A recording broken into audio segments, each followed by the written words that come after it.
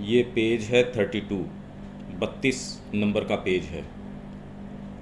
अतिमानवता का मार्ग।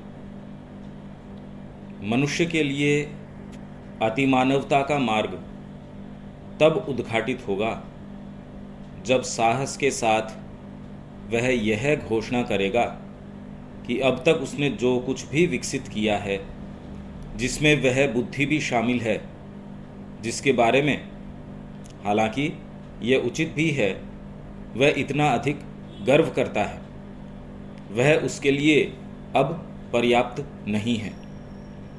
और यह कि भीतर की इस महत्तर शक्ति को खोलना, खोजना और उसे मुक्त करना ही आज के बाद उसकी महान व्यस्तता होगी।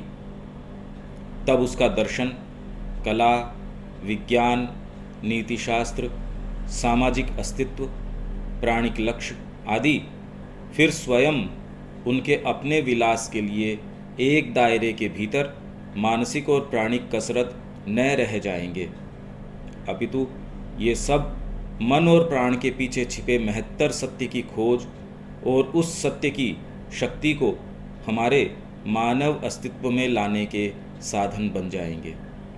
और ये खोज हमारी सच्ची और इसीलिए हमारी उच्चतम सत्ता और प्रकृति की खोज है। अतिमानवता।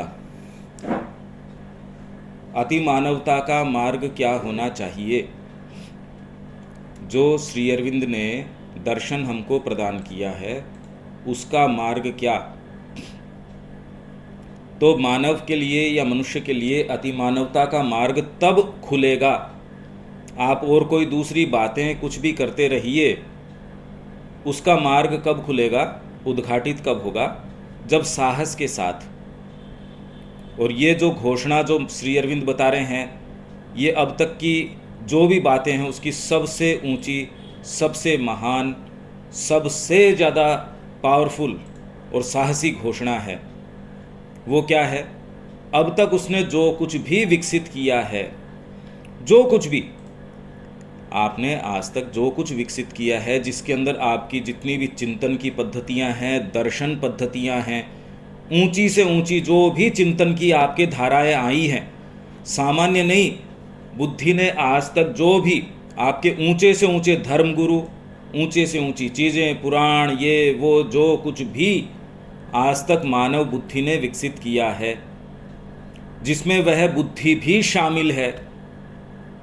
मानव किस चीज़ के ऊपर गर्व करता है?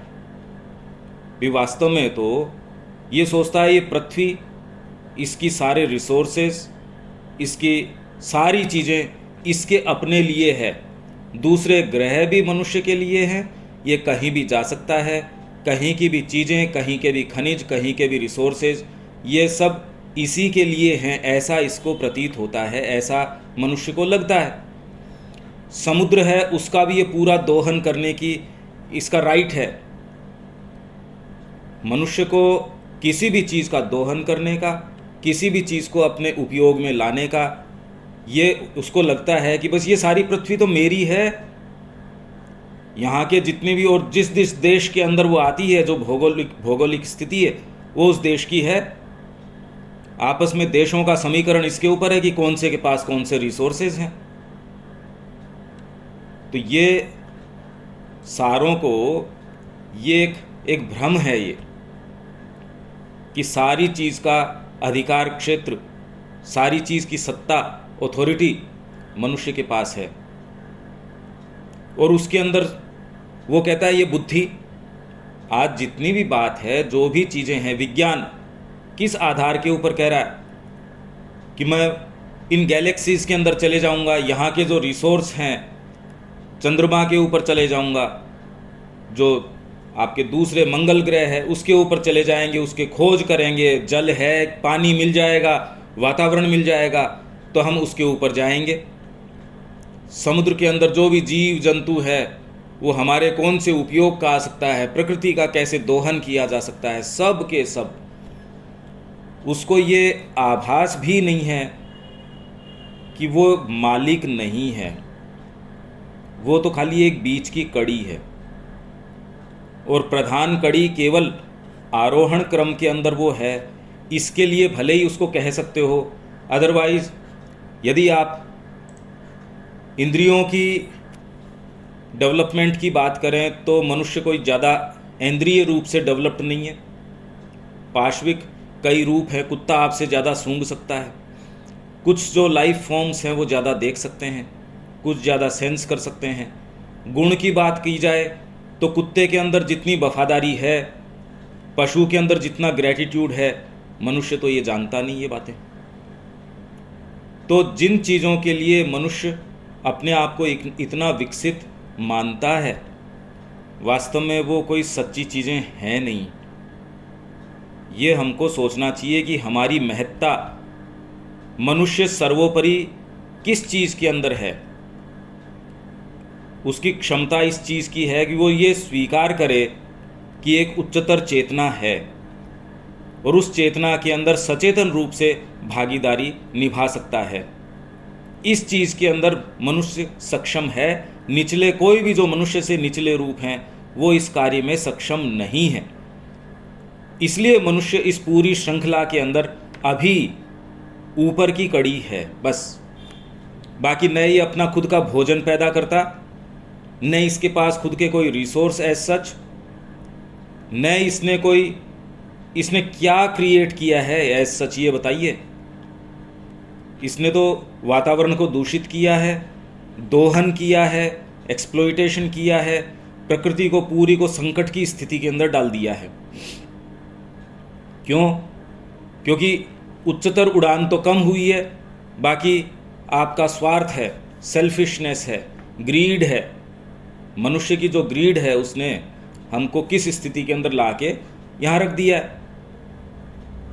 तो हमारे लिए ये समझना कि मनुष्य की महत्ता इसमें है कि वो अतिमानवता के मार्ग के ऊपर जाए, और उसके लिए क्या करने की आवश्यकता है? साहस के साथ ये घोषणा करने की आवश्यकता है कि आज तक हमने जो कुछ भी विकसित किया है, सोचने के तरीके, समझने के तरीके, अरे कितने तरीके हैं। व्यापार ऐसे करोगे तो काम होगा, ये पैसा होगा तो बच्चे की आगे जीवन ठीक होगा, नहीं उसके बिना कैसे होगा। आप तो इन चीज़ों से बाहर ही नहीं निकल पा रहे, और बातें तो दूर की हैं। तो अब तक उसने जो कुछ भी विकसित किया है, चाहे आपकी कितने भी दर्शन हो, बड़ी बड़ी फिलोसफीज़ हैं आपके, ये आए वो आए, जिसके अंदर कुछ तो प्योरली मानसिक चीज़ें हैं, कुछ जिसके अंदर ओकल्ट भी हैं, कुछ उसमें मनोवैज्ञानिक ज्ञान भी है। ये सारा भी कुल मिलाओ तो है तो मनुष्यता की ही चीज़ें। ये साहस के साथ ये कह सकना कि अभी कोई और दूसरी चीज़ आनी बाकी है, तो ये घोषणा कर सकना कि इसमें बुद्धि भी शामिल है, जिसके बारे में वह इतना अधिक गर्व करता है। मनुष्य सबसे ज़्यादा गर्व भी किस चीज़ के ऊपर करता है? आध्यात्मिकता में कोई चला गया तो वो वैसे उस अटकलें लगाता है। जितने भी आपके जो धर्माचार्य हैं, धर्मगुरु हैं, किस चीज़ के ऊपर गर्व करते हैं? कि वो चीज़ों को देख पा रहे हैं, बुद्धि से ही तो। हालांकि ये उचित भी है, ये गर्व करना गलत नहीं है, एक स्तर के ऊपर सही है, पर उसके लिए अब पर्याप्त नहीं है। मनुष्य एक ऐसी स्थिति में पहुंच चुका है कि अब उसको आगे का स्टेप, आगे का कदम रखना आवश्यक है, और यह है कि भीतर की इस महत्तर शक्ति को खोलना, खोजना और उसे मुक्त करना ही आज के बाद उसकी महान व्यस्तता होगी। आपके अंदर एक चैत्य है, एक अंतरात्मा है, आपके भीतर वो संभावना है। उस शक्ति को जो यहाँ आई है, जो मैनिफेस्ट करी है कि आज के बाद मेरी जो एनर्जी है, मेरी शक्ति है, वो और किसी दूसरी चीज़ में नहीं लगेगी। मेरे भीतर विद्यमान ये जो शक्ति है, मतलब माँ की आपके अंदर जो प्रेजेंस है, उसको खोलना, खोजना और उसे मुक्त करना ही आज के बाद मेरा ये ही कार्य है। मेरी एनर्जी और किसी दूसरी चीज़ में नहीं लगेगी। जब मनुष्य जाति इस स्तर के ऊपर आ जाती है, अभी तो हम जो ये कह रहे हैं माँ श्री अरविंद के संपर्क में हैं, पर इसमें से कौन एक जना भी आके ये कहता है नहीं मेरी पूरी एनर्जी इसी चीज़ के लिए है, मेरा परिवार इस चीज़ के लिए है। अभी तो हम उनकी शिक्षा पे वास्तव में अगर देखा जाए क्या विश्वास करते हैं, एक प्रश्न ये हमको अपने आप से करने की आवश्यकता है।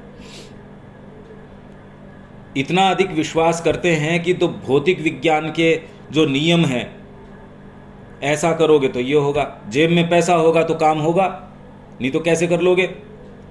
माँ के लिए कोई संस्था का निर्माण करना है, जेब के अंदर आपके पास धन है तो आप उसको शुरू कर सकते हो। मेरे पास धन नहीं है तो आप ये सोचोगे ये कैसा होगा। तो ये सारा ब्रह्मांड जो बना है, जगत जननी ने जो बनाया है, क्या पैसे के दम पे बनाया है? पर हमारी चेतना को ये श्रद्धा आती नहीं, विश्वास नहीं आता। ये इतने जबरदस्त ब्रह्मांड बन गए वो हमारी शक्ति सामर्थ्य से, मनुष्य तो कल्पना नहीं कर सकता। तो उस शक्ति के ऊपर क्या हमको विश्वास है? हम माँ और श्री अरविंद की बात करते हैं तो क्या हम उसको जगत जननी उस रूप में जानते हैं? भावना एक कहीं कुछ, पर वो भावना हमारे जीवन में तक तो आती नहीं। एक बहुत बड़ी खाई है, बीच के अंदर बहुत बड़ा गैप है, वो यहाँ तक हमारे जीवन तक नहीं आती। जीवन में तो लगता है ये व्यापार होगा, ये होगा, वो होगा, परिवार होगा, तो ठीक है। माँ और श्री अरविंद भी उतने ही स्तर तक ठीक है जो यहाँ मेरे इन चीज़ों को जचाए रखें, इनमें सुविधा प्रदान करें मेरे को। मैंने माँ से प्रार्थना करी, उन्होंने बेटे की नौकरी लगा दी, तो माँ को प्रार्थना करते वो बेटे को मार के और आपको अकेला छोड़ देती, तो क्या इसमें करुणा नहीं होती? उसकी करुणा तो अहेतुक है, वो करे चाहे कुछ भी करे, वो तो संहार करके भी उद्धार करेगी। मैंने उससे प्रार्थना करी, उसकी नौकरी लग गई। मैंने उससे प्रार्थना, अरे तुम्हारी आत्मा की तो कब्र बन गई इसके अंदर। आत्मा जो है अगर उसके दृष्टिकोण से देखें तो वो यहाँ इन मुद्दों के लिए थोड़ी आई थी। तो अतिमानवता के लिए हम कब तैयार होंगे? जब आज तक मनुष्य जाति ने जो कहा है उसको न देख के अब माँ और श्री अरविंद एक नया दर्शन, एक नई चीज़ जो हमारे सामने खोल रहे हैं, ये प्रश्न वास्तव में एक करने की जरूरत है। क्या हमको विश्वास तो है क्या हमारी चेतना को अतिमानस का? अतिमानस छोड़िए, आप ये विश्वास तक नहीं कर सकते कि मनुष्य जाति शांति से रह सकती है, बिना युद्ध के रह सकती है, बिना किसी स्वार्थपरता के रह सकती है, सामंजस्य से रह सकती है। इस पे ही हमको तो विश्वास है नहीं। आपको तो कह मेरे बच्चे को तो डिग्री चाहिए, माँ की शिक्षा बहुत अच्छी बात है पर डिग्री तो पहले ही चाहिए मेरे को। ये देख लो आप, ये हमारा वर्तमान ग्राउंड है। इसलिए हम बातें कितनी भी करें, हमारी जो स्थिति है वो ये है। भाग के डॉक्टर के पास जाएंगे, उसका ज़्यादा विश्वास है, माँ का क्या विश्वास है? तब उसका दर्शन, फिलोसॉफी, इंडियन फिलोसॉफी अलग रही, वेस्टर्न फिलोसॉफी पश्चिम की जो है वो एक समय के बाद में प्योरली मानसिक होती गई। भारत के अंदर कभी भी प्योर मानसिक नहीं रही, इंट्यूशन हमेशा ही दर्शन के साथ मिला रहा। तो अनादिकाल से ये परंपरा गुरुओं की चली आ रही है। कितने कितनी परंपराएं हैं गुरुओं की, वो भारत में तब से लेके आज तक। और इसके अंदर यथा समय वेदों में एक तरीके से निरूपण हुआ सुप्रीम रियलिटी का, परमात्मा के तत्व का निरूपण वेदों में एक तरीके से हुआ, फिर बाद में उपनिषदों में दूसरे तरीके से हुआ, पुराणों में एक तरीके से हुआ। उसके बाद में धीरे धीरे धीरे धीरे हम नीचे आते गए, नीचे आते गए, नीचे आते गए, बिल्कुल जड़ भौतिक के अंदर आ गए। श्री अरविंद का पदार्पण हुआ, उन्होंने दिव्य जीवन का दर्शन हमारे सामने लाके, क्योंकि और कोई दूसरा दर्शन इस समय जड़ तत्व को प्रभावी रूप से हैंडल नहीं कर सकता। तो आप ये देख सकते हैं कि शुरू से लेके वेद के समय से लेके असतो मां सद्गमय, तमसो मां ज्योतिर्गमय, मृत्योर मां अमृतम गमय, अगर इस चीज़ को श्री अरविंद के दर्शन के साथ न जोड़ा जाए तो ये अधूरी उक्ति है। आज तक तो ये कभी संसिद्ध हुआ नहीं। तो उसका दर्शन, कला, मनुष्य जाति की कला आज तक क्या चीज़ अभिव्यक्त कर रही है? इनफैक्ट फ्यूचर पोएट्री जो श्री अरविंदो का एक वॉल्यूम है पूरा का पूरा, श्री अरविंद पहले तो ये बता रहे हैं उसमें कि कविता क्या कर सकती है, पोएट्री क्या कर सकती है। इनफैक्ट राष्ट्रों का निर्माण ही इसने किया है, स्पेशली हिंदुस्तान का।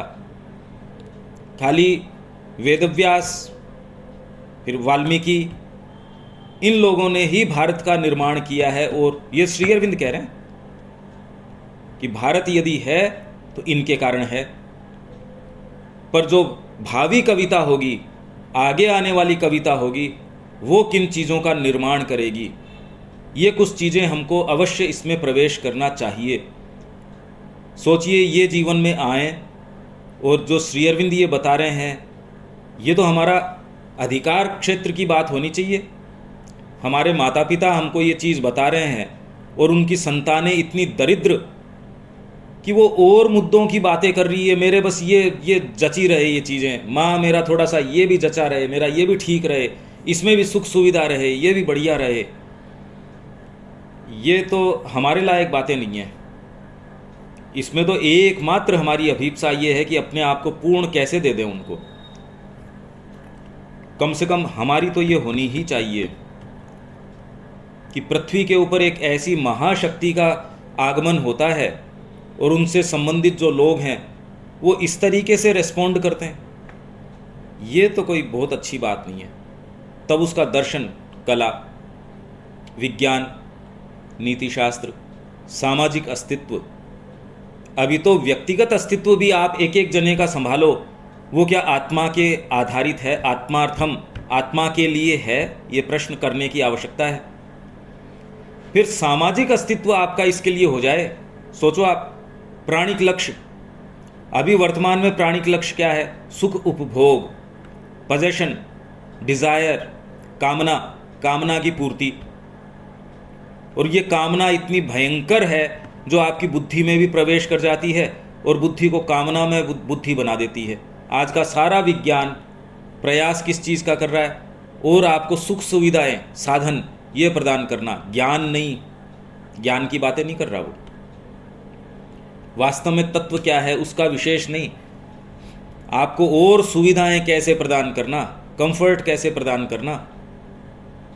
आपकी ये जो बातें हैं जो श्री अरविंद सामने लेके आ रहे हैं, इसकी तो कोई उसको सेंस ही नहीं है।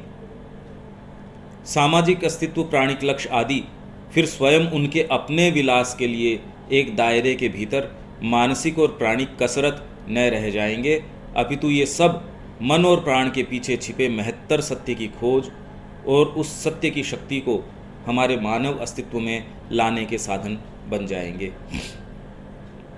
ये सारे के सारे और इनसे भी अधिक, क्योंकि चेंज हो जाएंगे ना। भाई किसी पशु को आप कैसे समझा सकते हैं कि मनुष्य के जीवन में आने के बाद में कितनी नई चीज़ें, फील्ड्स खुल जाती हैं। एक पक्षी है, वो पक्षी ये कहे कि मेरे समस्या पंखों की है, पेड़ के ऊपर बैठने की है, भोजन मिलने की है, मैं जो अंडे देती हूँ जिस पेड़ के ऊपर, कोई दूसरा पक्षी आता है या कोई बिल्ली आती है या कोई दूसरा है, वो मेरे अंडों को भी नुकसान पहुँचा देता है, तो क्या मनुष्य बनने के बाद मेरी ये समस्याएं चली जाएंगी? आप कहते रहे ये समस्याएं ही नहीं रहेंगी, उसमें आयाम ही दूसरे होंगे। आप संगीत है, कला है, साहित्य है, फिर बाद में कितनी कितनी सोच की, समझ की, नीतियाँ कितनी हैं, रंगों की बात करो, यदि आप एक एक किसी भी फील्ड की बात करो तो कितनी वैरायटी है मनुष्य के पास। आप कैसे समझाओ? हाँ, ये नहीं कि मेरे को कोई सुविधा हो जाएगी। पक्षी के जीवन के अंदर यूँ देखा जाए तो मनुष्य जितना परेशानी में है उसके पास तो वो लिमिटेड ही है, आनंद भी लिमिटेड ले सकता है, तकलीफ भी लिमिटेड सहन कर सकता है। मनुष्य में दोनों क्षमताएं बढ़ गई, आनंद ज़्यादा ले सकता है तो तकलीफ में भी ज़्यादा रह सकता है, रहता है। आनंद तो कम लेता है, तकलीफ ही तकलीफ पाता है। वैसे ही मनुष्य को पक्षी में और एक मनुष्य में तो कोई विशेष अंतर नहीं है, पर आगे आने वाली मानवता या अति मानवता, उसमें और मनुष्य के अंदर, अब इस एग्जाम्पल से आप समझ लीजिए, आप किसी को कम्युनिकेट नहीं कर सकते। माँ किस चेतना के अंदर थी, आप सारा उनका लिटरेचर पढ़ लो। श्री अरविंद ने सावित्री किस तरीके से, किस चेतना में लिखी, उन्होंने कहा ओवर माइंड, इसका मिनिमम स्तर मैंने निर्धारित किया। कोई ओवर माइंड सामान्य चीज़ है क्या? श्री कृष्ण की चेतना है, और आज तक कोई कवि वहाँ तक पहुँचा नहीं। वो चेतना उन्होंने मिनिमम उस स्तर को मेंटेन करके यदि सावित्री लिखी है, हम क्या समझें भी इसमें श्री अरविंद की। और यह खोज हमारी सच्ची, और इसीलिए हमारी उच्चतम सत्ता और प्रकृति की खोज है। ठीक है, इसमें अगर कोई आपके प्रश्न हो तो ये प्रश्न अब ले सकते हैं। कोई सेंटेंस नहीं समझ में आ रहा हो, कोई बात हो।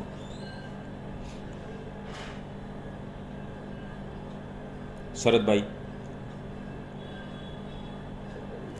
भाई नमस्ते। नमस्ते। ये जो आप बोला, हमारा पास ये अभी ये जो दर्शन, कला, विज्ञान, नीतिशास्त्र, सामाजिक अस्तित्व, ये सब को अभी जो है हमारा पास, हम जो चलते हैं उससे ऊपर उठना पड़ेगा क्या? नहीं, जो सामाजिक अस्तित्व के बारे में चेंज हो जाएगा। जैसे कला के बारे में, भारतीय कला और पश्चिम की कला दोनों का विवेचन श्री अरविंद का 20वां जो वॉल्यूम है, इसके अंदर भारत का पुनर्जागरण 20वां वॉल्यूम, जो पहले शुरू के अंदर फाउंडेशंस ऑफ इंडियन कल्चर, भारतीय संस्कृति के आधार, अब फिर बाद में उसका टाइटल चेंज कर दिया। उसके अंदर भारत का साहित्य क्या कर रहा है, भारत की कला, भारत का संगीत, उसमें मूर्ति कला, ये वो, यहाँ का धर्म क्या कर रहा है। सारा प्रयास ये है कि व्यक्ति को और पूरे समाज को आप कैसे शीघ्रतम रूप से और सर्वांगीण रूप से परमात्मा के नज़दीक कैसे लेके जा सकते हैं। उसके लिए सब टोटल इस संस्कृति का एकमात्र पूरा प्रयास ये ही है। पर ये प्रयास है, बाद के अंदर जब एक दूसरी चेतना आ जाएगी, भाई मनुष्य आज जो है, मनुष्य का बच्चा भी जो है फंडामेंटली, पशु कितना भी विकसित पशु हो, मनुष्य का बच्चा भी अपने साथ माइंड का तत्व लेके आता है और उससे बेटर होता है, महत्तर होता है।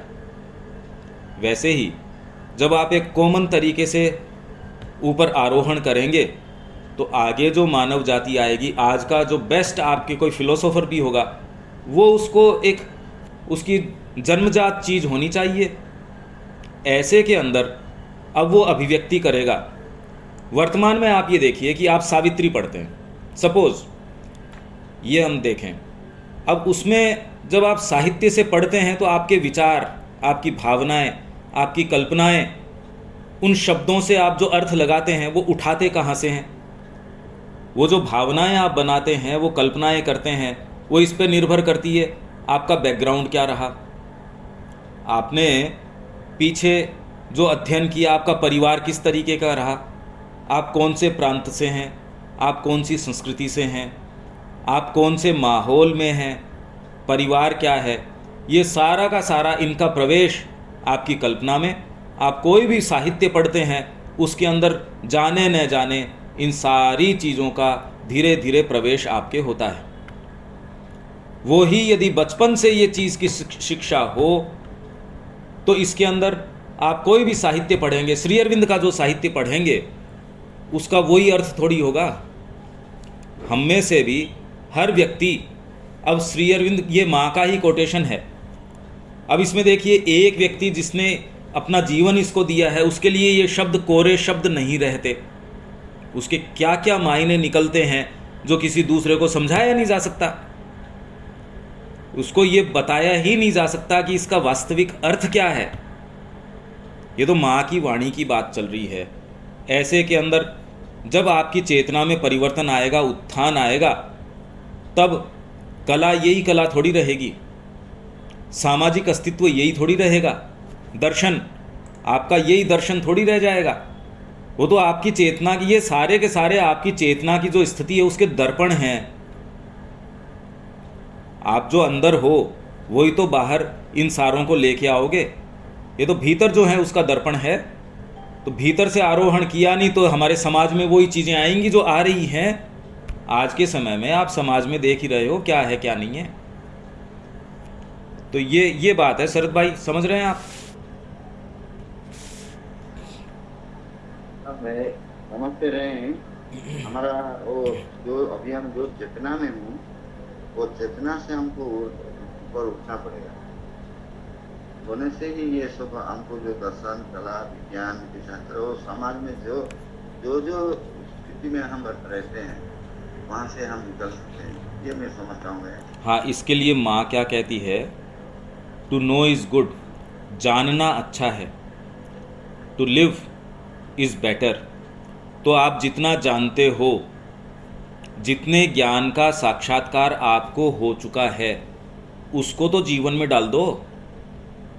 मेरे को जितना पता चल गया उसको तो जीवन में डालूं मैं। टू लिव इज़ बेटर, तो थ्योरीज का पूरा समुद्र भरा पड़ा है, उससे एक बूंद आपने प्रैक्टिस में डाल दी ना, वो बेटर है। आपका मार्ग आगे तभी होगा जब जितना ज्ञान आपको है, जितना आप जानते हैं, उसको व्यवहार में ले आइए। उसको व्यवहार में यदि नहीं लेके आते तो फिर बाद में वो सिद्धांत के रूप में रहेगा, व्यवहारिक तो बनेगा नहीं, व्यवहार में नहीं आएगा, जीवन में बदलाव आएगा नहीं, आगे आपको कैसे मिल जाएगा? इससे आगे की यात्रा मैं कैसे कर पाऊंगा? मेरे को जितना मार्ग दिखता है उसको मैं चलता हूँ, आगे का मार्ग और मेरे लिए उद्घाटित होगा, खोल दिया जाएगा। तो इसके अंदर to know is good, to live is better, और फिर बाद में वो ही बन जाना, ये तो पूर्णता है। पर वो तो जब हम चलेंगे तब आगे की बात है। अभी तो हमारे लिए क्या है, हम सब के लिए जितना हमारे हृदय में माँ ने अपनी वाणी को स्थापित किया है, जितना हम जानते हैं, हमने तो काफ़ी कुछ पढ़ा है श्री अरविंद का, माँ का। अभी क्यों नहीं फिर? क्या हमारी चेतना को विश्वास है ही नहीं क्या उनकी बातों में? हम बातें माँ श्री अरविंद की करते हैं, पर यह प्रश्न अब हम सबको अपने आप से पूछने की आवश्यकता है कि जितना हम जानते हैं, क्या हम प्रैक्टिस में डाल पा रहे हैं? उसको तो डालिए, और आगे की बात आगे है। इतना तो हम इसका संकल्प करें, नहीं तो ये जीवन बिल्कुल व्यर्थ चला जाएगा। सबसे कीमती चीज़ है, यदि आपको इसका सेंस हो तो सोचिए, ये ही जीवन के अंदर आप माँ से अंतरंग हो सकते हैं, उन्मुक्त हो सकते हैं, आपकी आत्मा का विजय गीत गा सकते हैं, और उसमें एक कीड़े की जैसे जी के भी मर सकते हैं। इसमें तो कोई चयन है ही नहीं, और ये दोनों संभावनाएं हैं निश्चित। आप संकल्प कीजिए, और ये आपके लिए बिल्कुल तैयार है। ये हम माँ श्री अरविंद के बालक हैं तो हमारे लिए तो है ही, हमारा बर्थ राइट है ये। ठीक है, और किसी की कोई बात है शरद भाई? हाँ भाई नमस्कार। शरद भाई जो पूछा है ना, उसका ऊपर लाइन हालांकि यह उचित भी है, वो इतना अधिक गर्व करता है उसके लिए अब पर्याप्त नहीं है। बुद्धि, और बुद्धि के लिए हाँ, यह कि हाँ ठीक ही बात है। थोड़ा विस्तरित कर जो जो हाँ, चीज़ विस्तरित कर देंगे। जो चीज़ पशु से मनुष्य को अलग करती है, मनुष्य ने किस आधार के ऊपर ये सारी चीज़ों का निर्माण किया है? आप जितनी भी विज्ञान को देखते हो, दर्शन को देखते हो, कला देखते हो, राजनीति देखते हो, रहने के, खाने के, पीने के, पहनने के, घर के, ये के, जितना भी सारा निर्माण है, खाली चेतना के कारण ही तो है। चेतना मतलब, अरे भाई धरती से आपने जो भी संसाधन लिए काम में, मनुष्य और कहीं से तो संसाधन लेके नहीं आया। उसने जो भी पत्थर से मकान बनाया, सीमेंट है, ईंट है, ये है, वो है, जो भी उसने खेती शुरू करी, उसने जानवरों को पालना शुरू किया, उनको डोमेस्टिकेट करना शुरू किया, कृषि शुरू करी। आग के ऊपर जो हमको इतिहास से पता चलता है, धीरे धीरे उसको पता नहीं था, आग जलाना सीखा, पूरा ये विकास हमको बताया जाता है। पर ये सारी की सारी चीज़ें प्रकृति के अंदर, कोई ये अलग से तो लेके नहीं आया मनुष्य, ये तो प्रकृति के अंदर थी। तो ये इसने कैसे देखा? पाशविक चेतना, जबकि पशु तो हमसे बहुत लंबे समय पूर्व से हैं, पशु तो करोड़ों वर्षों से हैं। मानसिक चेतना आते ही उसका काम यह है कि वो ऑब्जर्व करना शुरू करता है, चीज़ों के पैटर्न देखता है। तो हम में से यदि आप में कोई भी व्यक्ति जीवन के पैटर्न देखता है, जीवन के जो वो जीवन जिस तरीके से चलता है कि अरे सबका जीवन ऐसे ही बीता जा रहा है, बातें तो करते हैं, माँ के लिए देता कोई नहीं। अगर ये उदय हो जाए और इसके कारण ये संकल्प आ जाए ना मेरा जीवन तो व्यर्थ नहीं जाना चाहिए, इस पृथ्वी के ऊपर बाकी तो सब बेकार है, जो चीज़ माँ को दे दी जाती है। तो ये सारा ऑब्जर्वेशन किस आधार पे करते हो? इंद्रियों के आधार पे नहीं होता। मनुष्य को जो चीज़ मिली है वो बेटर क्या मिला है, वो तो मैंने शुरू इसी से किया, इंद्रियां आपकी बेटर नहीं हैं। आँखों की बात करी जाए तो आँखों की दृष्टि कई और पशु ऐसे हैं जो हमसे बेटर है, सूंघने की शक्ति कई की हमसे बेटर है, दौड़ने की, भागने की, टच करने की हमारे जो इंद्रियां हैं उससे ज़्यादा डेवलप्ड इंद्रियां हैं पशुओं की।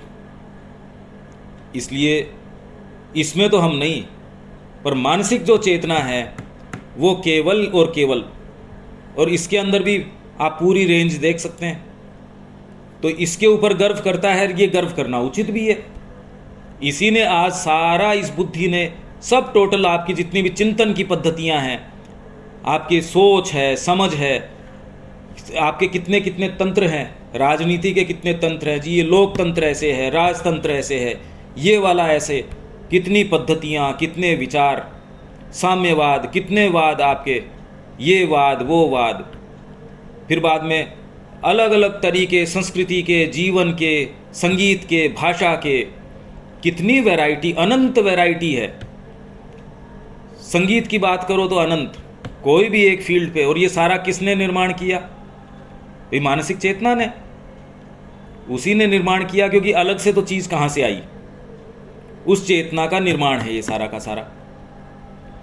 पर यदि इसी के ऊपर आप रह जाओगे तो इसी निर्माण के और बड़े बड़े चक्कर काटते रहोगे, तो अतिमानवता नहीं आएगी इसके आधार पे। आप अगर इसी बुद्धि पे अटक गए जिसके ऊपर कि मनुष्य गर्व करता है, उचित ही गर्व करता है, ठीक गर्व करता है, उसमें गलत बात नहीं है, पर यहीं थोड़ी अटक जाना है। वो तो इसी को केंद्र मान के मैं एक कोलू के बैल की जैसे घूमता रहूँगा, इसमें प्रगति नहीं होगी, होगी तो इसी दायरे पे होगी। भाई आप रोज़ भोजन बनाते हो, किचन में रोज़ साफ कर ले, तो प्रगति क्या है इसके अंदर? वो तो एक प्रक्रिया है, रोज़ चल रही है। जिस दिन आपको ये समझ में आ जाएगा, ये घोषणा साहस के साथ कर सकोगे कि ये बुद्धि भी अब पर्याप्त नहीं है, कि मेरे को आरोहण करना होगा, ये तो बहुत बड़ी बात है। पहले तो हमको ये, अभी बैठों को ये समझ ही नहीं आ रहा कि बुद्धि ने किया क्या इस धरती के ऊपर, उसकी पहुंच कहाँ तक है, बुद्धि का दायरा क्या है, उसका स्कोप क्या है, पहले तो ये समझना, और फिर बाद में साहस के साथ किसी और दूसरी चीज़ को देख पाना, और फिर ये घोषणा करना कि मेरा जीवन अब इसके लिए नहीं उसके लिए है। ये समझ में आने की आवश्यकता है। ठीक है, ये सेंटेंस, ये समझ आ रहा है आपके? हाँ भाई साहब, हो गया। और कोई सेंटेंस? हर कोटेशन माँ का आपको एकदम साफ साफ समझ में आना चाहिए, कि ऐसा हो कि ये तो मेरे को बस समझ में आ गया। और कोई बात?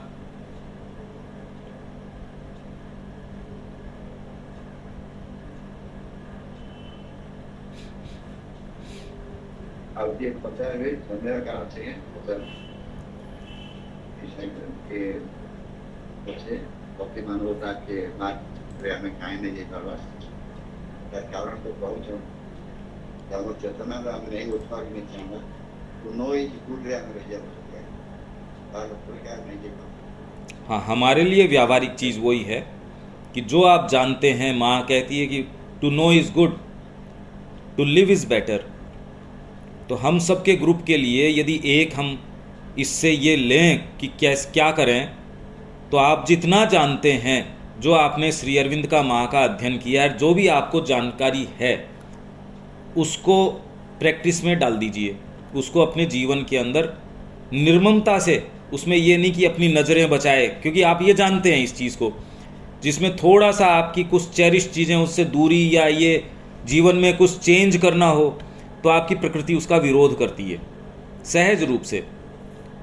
तो जो to know is good, to live, उसको जीना शुरू कर दो, उसको प्रैक्टिस में डाल दो। आपके आगे का जो मार्ग है वो निश्चित रूप से खुल जाएगा। इसी चेतना में हम रहें, क्या फ़ायदा? ये तो हमको आरोहण करना ही चाहिए। तो अब अपन आगे का पकड़ लेते हैं शरद भाई।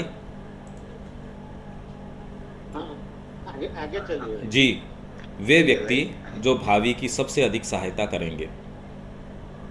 जो व्यक्ति नए युग में मानवता के भविष्य की सबसे अधिक सहायता करेंगे वे होंगे जो आध्यात्मिक विकास को ही मनुष्य की नियति और इस कारण मानव की महत आवश्यकता के रूप में स्वीकार करेंगे। ये ही लोग जो ये नहीं कि आपको ये बताएं अर्थनीति ये होगी, राजनीति ये होगी, ये लोग भावी की सहायता करने वाले नहीं हैं। वो तो उसी बुद्धि के जो प्रोडक्ट्स हैं, उस बुद्धि ने आपके सामने जो चीज़ें ला के रखी उन्हीं को आगे लेके जा रहे हैं। जबकि नया जो व्यक्ति है जिसको ये समझ में आ गया, और नए का क्या मतलब है हमारे लिए, इसका पर्याय है माँ और श्री अरविंद और उनका शब्द। और कोई दूसरे यदि ध्यान दें, कोई भी दूसरी चिंतन धारा, कोई भी दूसरी पद्धति इस नवीनता की बात नहीं कर रहे।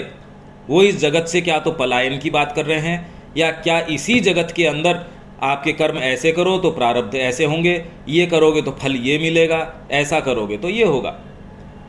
वो और इससे परे की बात कह ही नहीं रहे। ये केवल और केवल हम जिस जगत में निवास कर रहे हैं उसका निर्माण माँ और श्री अरविंद ने किया है। हमको इसका अधिकार है, हम उनके बच्चे हैं, हमको इसका अधिकार है कि हम उस जगत में प्रवेश करें, और हम कर सकते हैं क्योंकि हम किसी न किसी कारण उनसे भावना से जुड़े हैं। ये हमारे भीतर कोई चीज़ उनके प्रति स्वीकार्यता है, उनके शब्द की, उनके विचार की। तो इसलिए नए युग में मानवता के भविष्य की सबसे अधिक सहायता कौन करेंगे? जो आध्यात्मिक विकास को ही मनुष्य की नियति और इस कारण मानव की महत आवश्यकता के रूप में स्वीकार करेंगे। एकमात्र करने का काम ये है, पर उसके लिए अगर बच्चा तैयार नहीं होगा तो कहाँ से करेगा, कैसे, मेरे को ये बताइए। फैक्ट्री के अंदर से प्रोडक्ट तैयार होके आ गया, अब आप कहे नहीं नहीं ये मटेरियल ये वाला नहीं, अब तो ये वाला चाहिए, अरे तो ये तो बन के आ गया। जिस समय वो प्रोडक्शन के अंदर था उसी समय तेरे को जो करना था वो कर लेता। अब तो इन धागों का कपड़ा बन चुका है, अब तो ये बन चुका है भाई। तो बचपन से आप उसको ये वाली शिक्षा कि एकमात्र काम करने का ये है आध्यात्मिक विकास। ये प्रश्न, मैं सारे प्रश्न आप लोगों के लिए छोड़ रहा हूं कि क्या हम बातें ही करेंगे ये भाई। जब ये बात हम करते हैं और माँ श्री अरविंद के सामने बैठते हैं और उन्होंने आपको स्पष्ट ये बता दिया कि उनकी मांग क्या है, वो क्या मांग करते हैं, इससे कम की मांग नहीं कर रहे, वो तो स्पष्ट लिख के बता रही है माँ। और ये सेम कोटेशन श्री अरविंद ने, एक्चुअल में माँ जो यहाँ ये जो बात कह रही है श्री अरविंद के ही कोटेशन को देख के, उनका पढ़ के सिंथेसिस के अंदर, और फिर बाद में यहाँ सिंथेसिस है या कौन सा है ये 25वां वॉल्यूम हो सकता है, 25वां वॉल्यूम है ह्यूमन साइकिल। ये एग्जैक्टली यही टाइटल माँ ने वहाँ से पढ़ने के बाद ये बच्चों की क्लास के अंदर माँ ये बात बता रही है। तो जिनको आध्यात्मिक विकास की महत आवश्यकता है उसको ये पता है कि और कोई काम करने का, मेरी एनर्जी और कहीं नहीं देनी है। एक ऐसा विकास या परिवर्तन जो वर्तमान मानव जाति को आध्यात्मिकृत मानवता में उसी तरह बदल देगा जैसे एक बड़ी हद तक पाश्विक मनुष्य उच्च स्तर की मानसिक मानवता में बदला है। पर इसमें कुछ ही हैं, इसमें सारे नहीं हैं।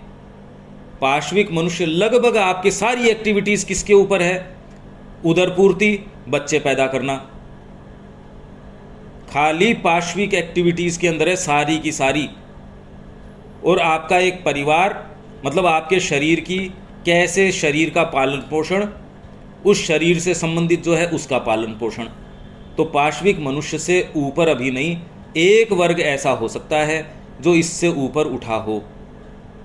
तो जैसे वो वर्ग है जो पाश्विक मनुष्य से ऊपर है, उसी तरह उस ऊपर उठे मनुष्य से भी ये जो आध्यात्मिकृत मानवता है वो और भी बदल जा चुकी होगी।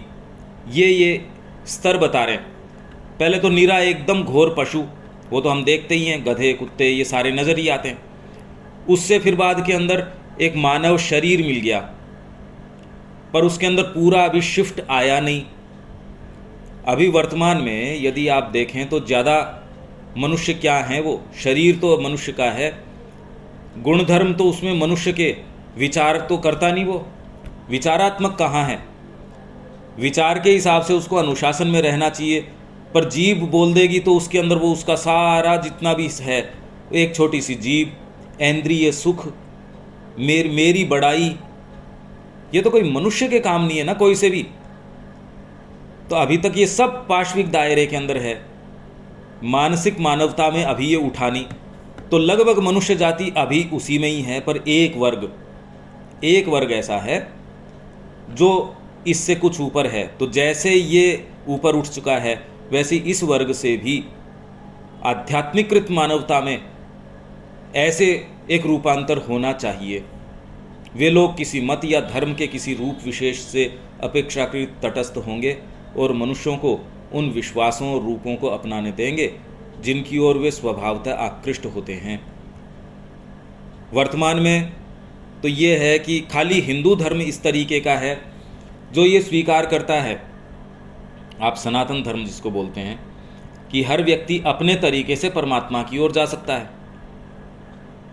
सब व्यक्ति अपने अपने तरीके से, एक ही परिवार के अंदर हो सकता है 4 इष्ट अपना रखे हों। माँ है वो एक गुरु को अपना रखी है, जिसमें पिता हैं वो किसी दूसरे गुरु को स्वीकार करते हैं, और आप दोनों गुरु की आप एक साथ फोटो, उन दोनों का आयोजन एक ही घर में कर सकते हो, कोई दिक्कत नहीं है, विभेद ही नहीं है। पर ये बात आप सेमेटिक रिलीजन्स में नहीं सोच सकते, मुस्लिम्स नहीं सोच सकते इस चीज़ को। वो तो इस हद तक है कि हम स्वीकार तो करेंगे ही नहीं, अगर कोई ऐसा है उसको मार और डालेंगे, उसके साथ हम निवास तो करेंगे नहीं, उसको जीने का भी अधिकार नहीं है। वर्तमान स्थिति तो मनुष्य जाति की हमारी ये है। देखो आप, हम कहाँ हैं, धर्मांतरण किस तरीके से चल रहा है, जिसमें यही जितने भी सेमेटिक रिलीजन्स है यही कर रहे हैं, यही क्रिश्चियनिटी कर रही है, क्रिश्चियंस हैं वो कर रहे हैं। और आपका पूरा समीकरण इवन राजनीति का किस आधार के ऊपर आप देखिए, तो हम ये सोचें कि अरे ये कोई अलग ग्रह की बातें चल रही है, कहीं की नहीं, मनुष्य जाति इसी स्तर के ऊपर है। आप आंख खोल के तो देखो राजनीति के अंदर क्या है, आपके सारे समाज में क्या चीज़ें चल रही हैं। तो ये जो एक वर्ग होगा, इसका आग्रह इस पे नहीं, और हिंदू धर्म का आग्रह है भी नहीं इस चीज़ के ऊपर, वो बिल्कुल उन्मुक्त छोड़ देता है। कोई एकेश्वरवाद के पीछे जाना चाहता है तो भी दिक्कत नहीं है, सर्वेश्वरवाद के पीछे जाना चाहता है तो भी दिक्कत नहीं है। किसी एक गुरु को या गुरु के किसी रूप को, राम जी को आप अपना रहे हो, पर कुछ लोग राम जी को केवल दूल्हा रूप के अंदर पूछते हैं, जीवन भर उस रूप के अंदर। किसी को शबरी का जो प्रसंग है उसी के अंदर पूरा जीवन निकाल दिया, किसी ने किसके अंदर। मतलब राम जी के प्रति तो उनकी भक्ति है ही, पर उनके एक विशेष उनका भाव, उनका एक, उसी को वो तो सर्वोपरि मान के, कहीं किसी को कोई दिक्कत नहीं है। इनफैक्ट वो तो ये कह रहे हैं अरे इस प्रसंग के लिए उसको लेके आओ, शबरी का प्रसंग तो वो अच्छा बोलेगा। यहाँ तो जो भी विशिष्टता है, भगवान के प्रति भक्ति है, किसी भी तरीके से है, इनफैक्ट बैर भाव से भी है, तो भी उसका उद्धार हो जाता है। कंस का हो गया, जिसमें आपके जितने भी ये हैं, बैर भाव से भी आपका उद्धार हो जाता है। यहाँ तो यह किसी भी तरीके से उनसे चलो उनकी ओर, दूसरे वालों को ये समझ नहीं है। तो यहाँ हमको ये समझना चाहिए कि माँ जो बोल रही है या श्री अरविंद जो बोल रहे हैं, वो किस कॉन्टेक्स्ट के अंदर कह रहे हैं। वे तो केवल आध्यात्मिक परिवर्तन में श्रद्धा को ही आवश्यक मानेंगे। वे विशेषकर यह सोचने की भूल नहीं करेंगे कि यह परिवर्तन मशीनरी या बाहरी संस्थाओं के द्वारा साधित किया जा सकता है। वर्तमान में तो सारा प्रयास क्या है, गवर्नमेंट चेंज कर दो, ये वाली गवर्नमेंट आएगी तो ये होगा, आपका स्कूल का कैरिकुलम चेंज कर दो। हम में से कौन ये इस चीज़ के लिए साहस करने तैयार है कि नहीं मेरे बच्चे के पास डिग्री नहीं होगी। एक तैयार नहीं है आप में से, एक। वो आके देख लेंगे, पर वो और ही दूसरी बातें करेंगे, ये विश्वास ही नहीं है कि ये काम हो सकता है, इसके लिए बच्चा दिया जा सकता है। वो अच्छे लेख लिख लेंगे, अच्छी बातें कह देंगे, उठ के माइक लेके आपको बड़ा प्रोत्साहित करेंगे, माँ का काम करना चाहिए, उनको जीवन देना चाहिए, बच्चा नहीं देना चाहिए। तो यहाँ आके फिर बाद में हमारी बातों में और कर्म के अंदर तो विभेद है। ये ही विभेद हमारे सर्वनाश का कारण बन जाएगा, बन रहा है। तो आध्यात्मिक परिवर्तन में श्रद्धा को आवश्यक मानेंगे और ये भूल नहीं करेंगे कि मशीनरी का परिवर्तन तुरंत में आप कहेंगे क्या करें, व्यापार का ये तरीका है, परिवार का ये तरीका है, ये बदलेगा तो हम कर सकते हैं भाई, नहीं तो हम कैसे कर सकते हैं? यही इसीलिए तो नहीं कर रहे हम। क्या करें, परिवार का ये तरीका है, सरकार ऐसी है, वे ये बात जानते होंगे और इसे कभी न भूलेंगे कि इस परिवर्तन को प्रत्येक व्यक्ति के द्वारा आंतरिक रूप से जिया जाना होगा, अन्यथा इसे कभी एक यथार्थता नहीं बनाया जा सकता। तो मेरी तो रिक्वेस्ट आपसे ये है कि ये जो कह रहे हैं ना, ये कभी न भूलेंगे कि ये परिवर्तन कब हो सकता है, जब प्रत्येक व्यक्ति आंतरिक रूप से इसको जीना शुरू कर दे, नहीं तो ये यथार्थता नहीं बनेगी। माँ श्री अरविंद की, कौन से माँ श्री अरविंद की भक्ति की आप बात करते हैं? क्योंकि उनकी जो वाणी है, उनकी जो बात है, यदि वो यथार्थ नहीं बना सकते हम, तो क्या हमारी भक्ति है? ये प्रश्न कीजिए। हमारी भक्ति है किसके प्रति? मेरे शरीर के प्रति, मेरे परिवार के प्रति? खाली उसी को और सुखद बनाने के लिए मेरी जो और पीड़ाएं हैं उसमें आके माँ थोड़ा सा सुखद बना दे इसको, उसके लिए बस ठीक है, चर्चा कर लेंगे, ये कर लेंगे। यथार्थ होने के लिए किस चीज़ की आवश्यकता है? उसको जियो आंतरिक रूप से। अब देखो कितनी सही अपन उससे चल रहे हैं। मैंने शुरू से ये कहा, जबकि ये मेरे को नहीं पता था आगे ये है कि लिव इज़ बेटर। जो जानते हो उससे जानने से नहीं, जियो उसको। और ये ही अब माँ यहाँ कह रही, आंतरिक रूप से जिया जाना होगा, यही श्री अरविंद कह रहे हैं, अन्यथा रियलिटी नहीं बनेगी।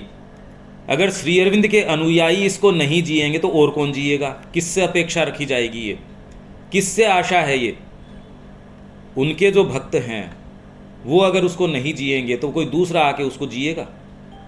तो उनकी जो पद्धति है, उनकी जो शिक्षा है, वो यथार्थता बन पाएगी या नहीं बन पाएगी? उसके लिए कौन कौन कैंडिडेट तैयार है, ये आप उत्तर दीजिए और इसके लिए संकल्प कीजिए। जब तक आप संकल्प नहीं करते जीवन में, कोई चीज़ संसिद्ध नहीं होगी। इसीलिए उन्होंने कहा साहस के साथ ये घोषणा करनी पड़ेगी। ये साहस कभी करना ही पड़ेगा।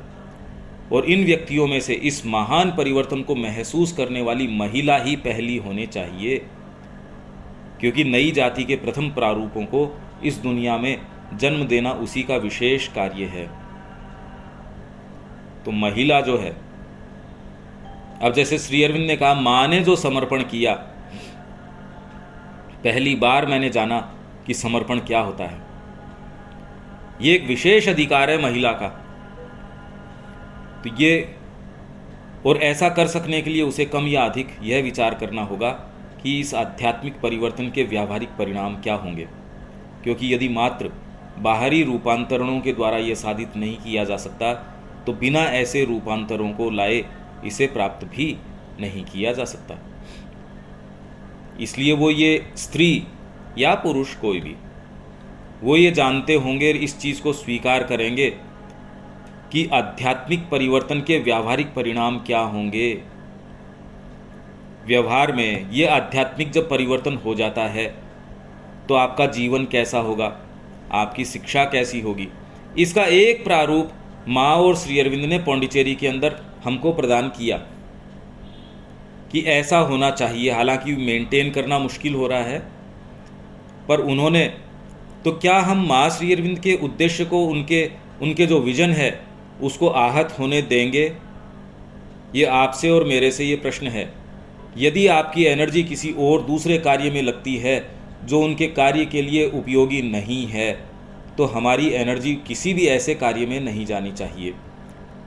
हमारी जो निष्ठा है, उनके प्रति भक्ति है, इस चीज़ की मांग करती है। साफ साफ है ये बातें। मैं माँ और श्री अरविंद के करूं और उनकी शिक्षा को मैं यदि फॉलो ही नहीं करूं जीवन के अंदर, खाली एक ही है कि मैंने उनकी फ़ोटो लगा ली या मैं बस ये कर भावना रखता हूं, ये इन बातों से नहीं चलेगा उसको। ये साफ कह रहे हैं कि जो आगे अतिमानवता का मार्ग क्या है और भावी की सबसे ज़्यादा सहायता कौन करने वाले हैं, कि इसे भूलेंगे नहीं ये व्यक्ति कि इसको हमको आंतरिक रूप से जीना है। इसके लिए धीरे धीरे हम क्या करें, पहले तो जीवन में अनुशासन लाना शुरू करें। भोजन के प्रति आसक्ति है, माँ ने बहुत चीज़ें बताई है, पहले तो उसको रोको, सुबह समय पे उठना शुरू करो। भोजन एकदम व्यसन कोई भी अगर है बंद कर दो उसको, टोटल कोई भी व्यसन है बंद करो। सुबह उठना, ये करना, माँ श्री अरविंद के किसी भी तरीके से संपर्क में रहना। जीवन में जब तक अनुशासन लेके नहीं आते, धीरे धीरे इसकी तैयारी नहीं करते, ये आपको कहीं भी नहीं जाने देंगे। हवाई जहाज की अगर एक रस्सी भी बांध रखी है वो उड़ने नहीं देगी। हमने तो चला चला के हजारों रस्सियां बांध, हजारों क्या लाखों बांध रखी है, पता नहीं क्या क्या बांध रखा है, उड़ान कैसे ले पाएंगे। ये व्यावहारिक स्वरूप है इसका। कैसे करें, समय पे सोना, मेरे को मतलब मेरी इंद्रियों की कामनाओं की तुष्टि के लिए नहीं, यदि उसी को प्रश्रय मिलता रहेगा, जीवन में स्थान मिलता रहेगा, और दूसरी चीज़ों के लिए फिर स्थान ही नहीं रहेगा। तो अनुशासन से तो उसके लिए जो करना पड़े, सुबह उठ के शरीर के साथ जो वॉकिंग करना है, उसको कुछ भी करवाना है कि कैसे भी मेरी चेतना, क्योंकि माँ ने शिक्षा के बारे में खूब कहा है, शरीर की, प्राण की, मन की, चैत्य की, सब माँ ने पूरा बताया है। सोने से पहले क्या करें, निद्रा के अंदर मैं अवचेतन में नहीं चला जाऊं, ये सारी बातें माँ ने बहुत डिटेल के अंदर सब बताई हैं। ये तो ये पहले तो ये देखो कि माँ ने क्या बताया है, किन चीज़ों, बीमारी के बारे में क्या बताया है, रोग के बारे में, इसके बारे में, उसके बारे में, अभिप्सा कैसे करें, सब माँ ने बताया है। तो सीरियसली पहले तो उसको समझें, जीवन में एकदम अनुशासन लेके आएँ, और जो चीज़ माँ से दूर लेके जा रही है, यदि आपका उद्देश्य सही है तो उन चीज़ों को तो तुरंत में बंद कर दें जो उद्देश्य से विपरीत हैं। इतना तो मिनिमम है, अगर वो भी चीज़ें चलती रहे तो हम बिल्कुल इनसिंसियर हैं। फिर तो ये सिंसियरिटी नहीं है, सच्चाई नहीं है। ये सच्चाई ये मांग करती है कि जिस उद्देश्य के लिए हम हैं उसके लिए अपनी जितनी भी एनर्जी, जो भी रिसोर्स, सारा उसके तरीके से उसको नियोजित करें। अब इसमें कोई विचार या कोई सेंटेंस, पहले तो ये कोई सेंटेंस जो इसमें नहीं समझ में आया हो वो देख सकते हैं, कोई विचार, पर इसके लिए जीवन में क्या करना चाहिए वो सूक्ष्म रूप से मैंने आपके सामने प्रस्तुत किया है। हाँ शरद भाई।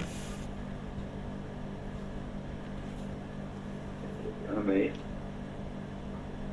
तो समझ में तो आता है, जो भूत जो बोलते हैं इसमें होता है जी, ये जो संकल्प हमारा जोड़ नहीं हो सकता है। थोड़ा जोर से बोलिए। हम तो ये समझते हैं भाई, हमारा संकल्प सुदृढ़ नहीं हो सकता है, नहीं करो, जाता है। विचार से नहीं, संकल्प करो, माँ अपने आप उसको संसिद्ध करवाएगी। आप तो संकल्प करो, माँ मैं संकल्प करता हूँ, वो करो आप तो ये रामकृष्ण जी के पास एक व्यक्ति था, गिरीश बाबू था या क्या नाम था उसका, शराब वगैरह की आदतें थी। रामकृष्ण जी ने कहा तू एक काम कर, संकल्प कर और तेरी ये सारी चीज़ें मेरे को दे दे।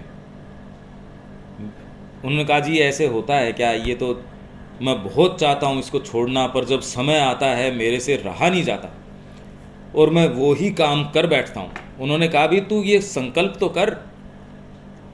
बड़ी मुश्किल से फिर बाद में लंबे अरसे के बाद उन्होंने संकल्प किया। फिर वो कहते हैं कि फिर धीरे धीरे धीरे धीरे जब आप माँ के प्रति संकल्प करते हैं, आपकी गुरु के प्रति, माँ के प्रति ओपनिंग हो जाती है। आप व्यक्तिगत शक्ति सामर्थ्य से जो चीज़ नहीं कर सकते थे, उनके प्रति खुलने से उनकी शक्ति सामर्थ्य आके आपको वो सुविधा प्रदान कर देती है, आप वो चीज़ कर पाते हैं। वो संकल्प नहीं रख पाए तो दोबारा करो, दोबारा कर लो, क्या दिक्कत हो रही है। अरे हम कौन से सिद्ध हैं कि मैंने किया था ये हुआ नहीं, दोबारा कर लो। आपको कौन सा कोई ये माँ ये कह रही है तूने एक बार किया था, दोबारा करने का मौका नहीं देऊंगी मैं। ये तो जगत जननी है, माँ है, करुणामयी है। ये करो। और जीवन के अंदर अगर ये नहीं कर पा रहे, अरे इतनी क्लैरिटी तो जरूरी है, बुद्धि में इतनी स्पष्टता तो जरूरी है। अगर मेरे को जीवन में ये काम करना है, आप कोई बैंक में भी नौकरी करते हो तो उसकी पहले तैयारी करते हो, कोई इंजीनियरिंग करते हो उसकी तैयारी करते हो, तो आप सिंथेसिस पढ़ेंगे और सारी चीज़ें पढ़ेंगे, तैयारी करेंगे नहीं उसकी, तो ये तो दो बातें हो गई, ये तो तर्कसंगत बातें भी नहीं हुई। तो हम अगर जीवन भर भी ऐसी बातें थोड़ी करते रहेंगे, कोई तो समय आएगा जब हम कहेंगे ना माँ ये मेरा संकल्प है, रोज अपने संकल्प को नवीन करो। माँ के साथ कुछ समय आपका और माँ का ये व्यक्तिगत हो, जिसमें आप अपनी पूरी भाव को, अपनी चीज़ को, आप शायद करते भी हैं, मैंने कहा अपनी पूरी बात को एक एक बिल्कुल कॉन्क्रीटली लिखो, अपनी एस्पिरेशन को इकट्ठा करो। आप करते हैं क्या शरद भाई?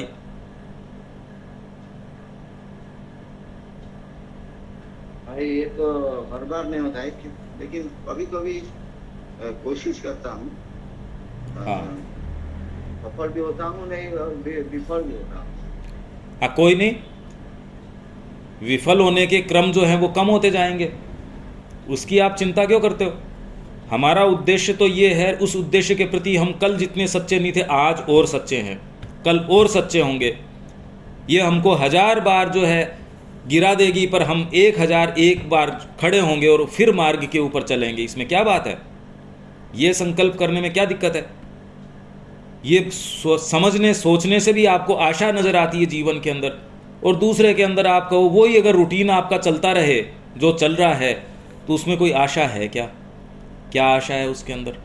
क्योंकि आपके कदम तो वैसे ही जैसे कोल्हू का बैल होता है, आंखों पे पट्टी बंधी है, वो घूम चक्कर के अंदर चलता रहता है, तेल तो कोई दूसरा ही निकालता है आपका। वो तो आपको काम में कोई दूसरी शक्तियां ले रही हैं, किसी दिन आपकी गर्दन तोड़ के फेंक देंगी, ये लो साहब। क्या ये अंत है हमारा?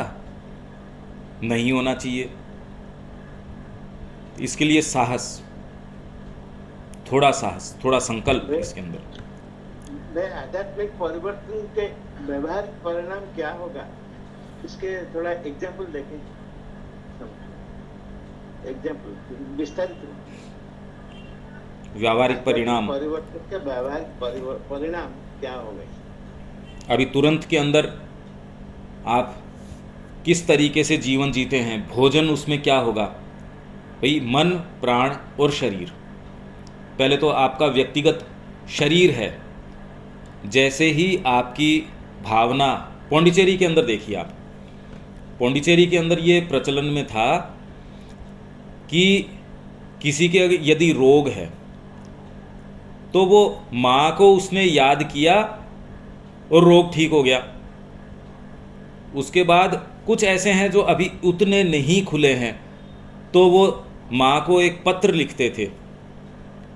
तो काफ़ी लोगों का पत्र लिखते, खाली याद से नहीं, पत्र लिखने के क्रिया के अंदर तो ठीक हो ही गया। कुछ और भी अभी नए हैं, ओपनिंग नहीं है, तो उन्होंने वहाँ पत्र दे दिया, तब तो अचूक बात है ये।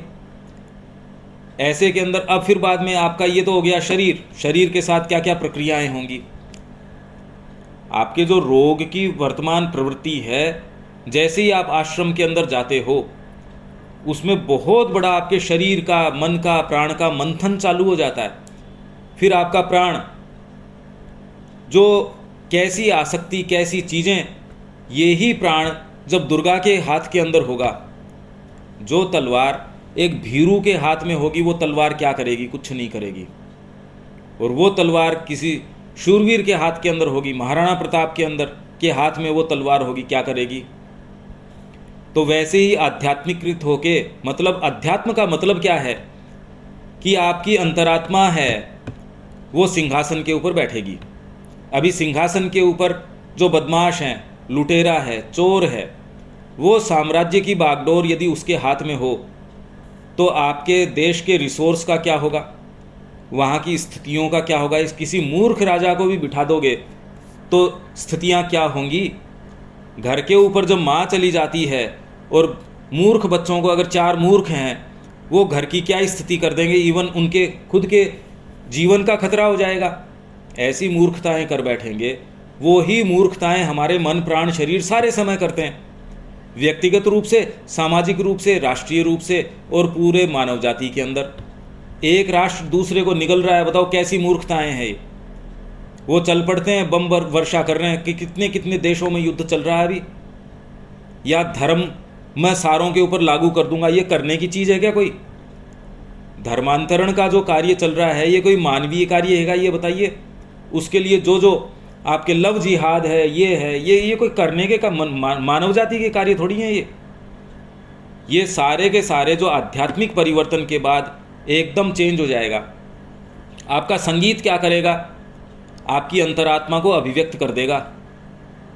अभी वर्तमान में संगीत क्या कर रहा है? कुछ नहीं। मीरा का संगीत है, आज भी आपके प्रांत के जो भक्त हुए उनका संगीत देखिए क्या कर रहा है, आज भी आपको कितना प्रेरित करता है। पर वो कोई नहीं, फिर बाद में समाज के वर्ग ऐसे होंगे, मतलब एक सामान्य यदि धरातल वैसा हो जाए तो सोचिए समाज की क्या स्थिति होगी। अभी तो वो अपवादात्मक लोग हैं, कोई है, कुछ हैं विशेष, फिर वो विशेषता नहीं सामान्यता बन जाए तो उसमें जो विशेष होंगे उसमें क्या होगा? सोचिए आप, माउंट एवरेस्ट है, यदि उसको सामान्य धरातल बना दिया जाए और वहाँ से अब कोई दूसरी चोटी ऊपर उठे, वो तो फिर बाद में कितनी ऊपर जाएगी। तो वैसे ही मन, प्राण और शरीर व्यावहारिक इनमें परिवर्तन आ जाएगा।